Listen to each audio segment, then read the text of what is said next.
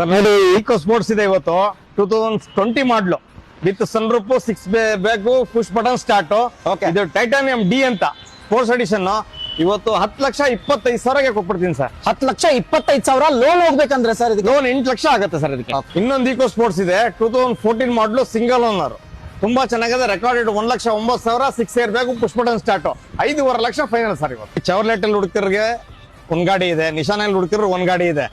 ಎರಡು 13 ಮಾಡ್ಲಿದೆ, 2 top end ಇದೆ, ಒಂದು ಪುಷ್ ಬಟನ್ ಸ್ಟಾರ್ಟ್, ಒಂದು ಕೀ ಬಟನ್ ಸ್ಟಾರ್ಟ್.